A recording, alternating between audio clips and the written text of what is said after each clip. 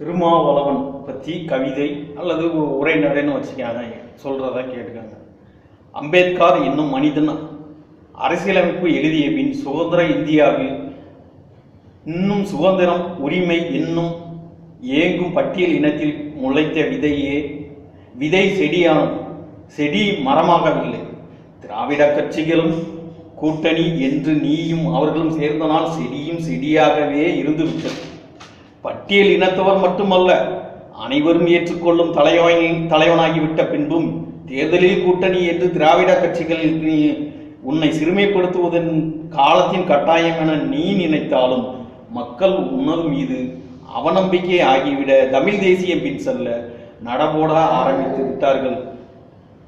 தலைவா, உன் நிலைப்பாட்டை மாற்று, கூட்டணிக்கு மாற்று.